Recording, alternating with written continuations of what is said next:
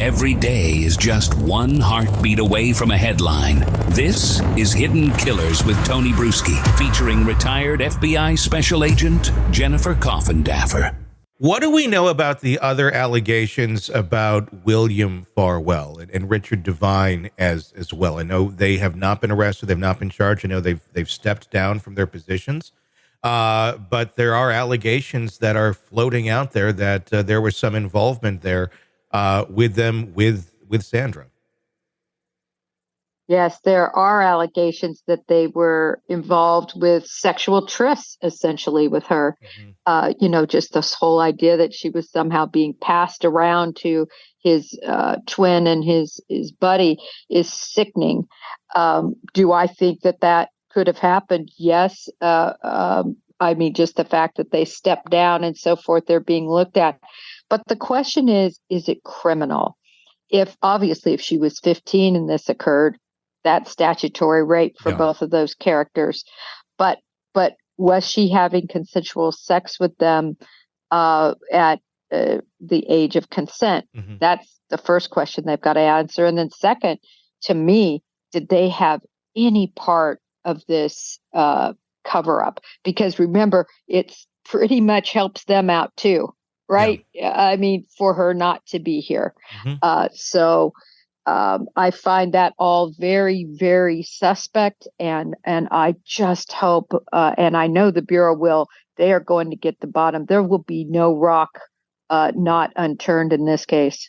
I know it's still an ongoing investigation, and I know they did state that in the press conference last week that there could possibly be more arrests because this is not done. I guess if we already have one down, we have Matthew arrested and charged, why not the other two yet? Is there just not the evidence there yet? Do they have to keep digging more to find? I mean, it's quite an allegation to make out there without there being a lot of beef to it. Well, there's a lot more to find. And remember, they, to me, stretched this statute to its fullest degree, which is, murder of a victim witness, right? It normally you find this in mafioso type cases where you try somebody or you charge somebody federally when they've killed one of your witnesses.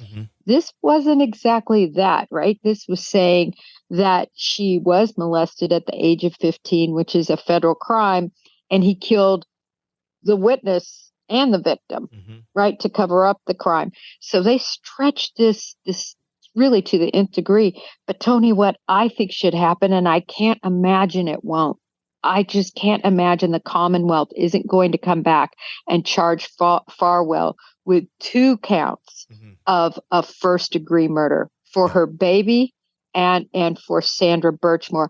I think that would, at least in some part, help alleviate all the ill will against this DA's department and the police departments that are involved.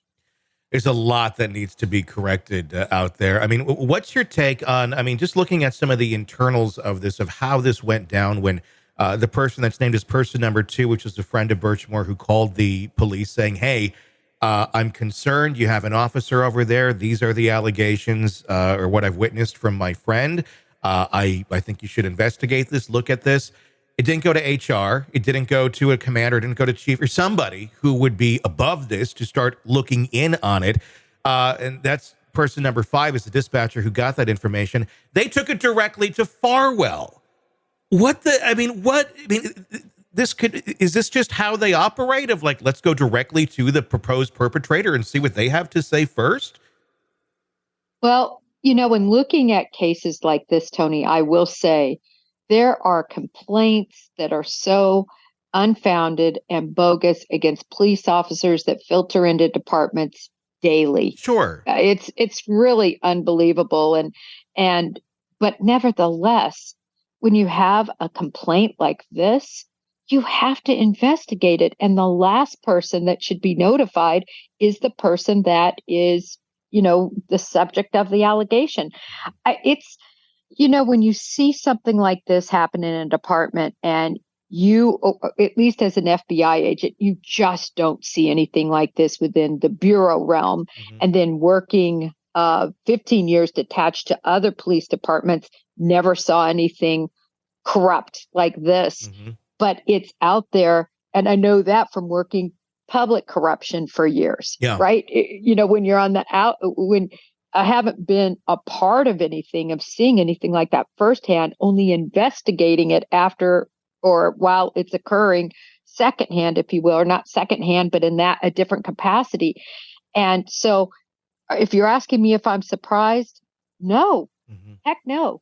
Unfortunately, small little departments like this. Listen, Tony, most of these officers, and I haven't done the background of everybody that's a Stoughton police officer back in this time, most of them are straight out of high school. Like they were buddies on the football team. They all know each other, are teeny towns and little towns that all surround each other. And they get almost no training. They go through a small police academy, and that's it. The training stops there. The FBI has a program called the Law Enforcement Training for Street Survival that they started, and that has huge amount of funding where FBI agents go out and train local officers on how to conduct investigations just like this, whether it's homicide, how to tell the difference, how to conduct yourself in terms of shoot, don't shoot situations. That's the primary thing they do, but they branch off into investigations as well. My whole point is that they're totally untrained. And I would say that the public, unfortunately, often doesn't have police officers that have any experience that are conducting these types of investigations.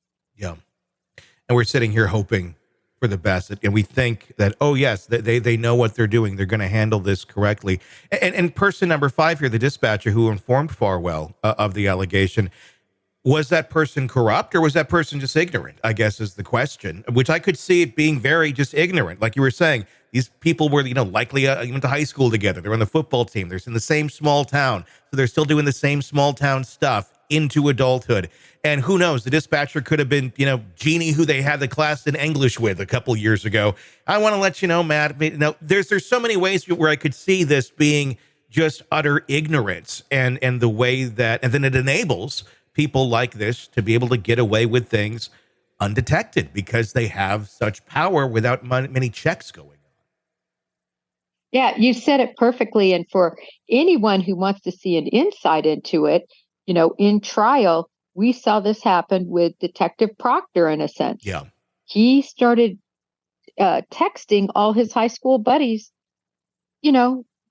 details and things he should have never been texting about the case and saying, horrible things in these text messages. And that's the sort of kind of relationships I think that go on with these small town departments and their buddies. And it's the same type of deal. I can just see, this dispatcher saying, oh gosh, got another huckleberry here. Now they're saying you had some affair with an explorer, and laughing it off and him laughing it off. But that's where things have to quit or have to change. And I think, Tony, it's really hiring outside police chiefs in these departments and with the money they're making, they actually make, I looked into this. I thought, well, they probably just weren't very well paid. They're pretty well paid. And I just can't imagine that they can't get people with college degrees, with people who have more in their game than just being a buddy on the force. I mean, that's really what it feels like in some of these towns. It feels like all the jocks went and became police officers. And if you didn't go to college, you didn't go to anything else. We took this training. We're going to stay here. We're going to work here. We're going to make this money. And suddenly we have all this power. And we have opinions on people. We have vendettas to settle. We have all these things to do around town, and now there's suddenly the power. And when it goes unchecked, I guess the bar for what's acceptable just keeps being pushed back and back and back because they realize, I can get away with this, I get away with that, I get away with this, and it goes on. I mean, literally for years, but it's a decade in this situation with nobody being the wiser. And is that just because there's just so much trust there and everybody's kind of covering for everybody? And does it that nobody wants to think the worst in each other, that everybody kind of bends the rules a little bit, but nobody's would go that far. I mean, do you think they were shocked by this when this arrest came down, when the feds went in and finally arrested him? Do you think the police department was surprised by the gravity of what this guy was up to? I certainly hope that they were surprised, and I also want to make a couple of comments here. First of all, Farwell is far behind your average, Mayberry RFD jock or whatever out of high school. And again, I don't know all of his background. I do know he was in the military. I do know he served on another police force before he joined Stoughton. So he was actually probably more trained and more qualified than most candidates that the Stoughton Police Department. So I do want to caveat it with that. Yeah. I know he actually had a pretty strong background.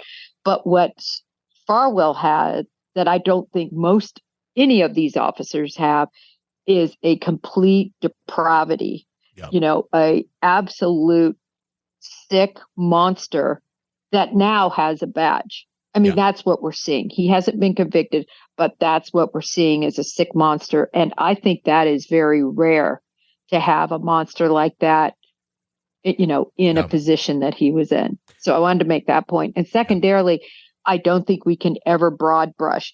There is no brush strokes right now that we know of that fade over into the Karen Reed case. Mm-hmm. There just aren't. Sure.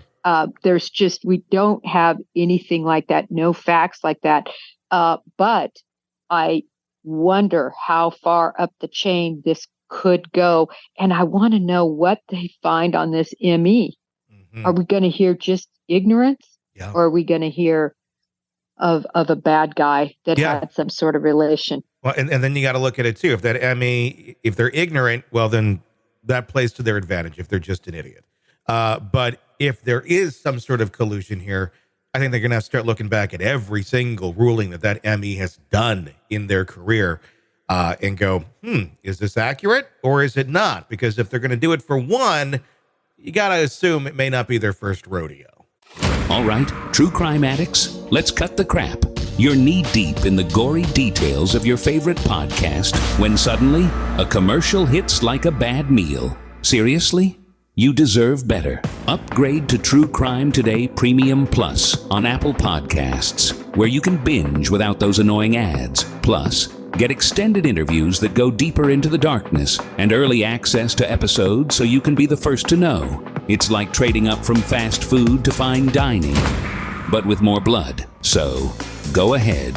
Search for True Crime Today Premium Plus on Apple Podcasts. Subscribe and feast on the good stuff.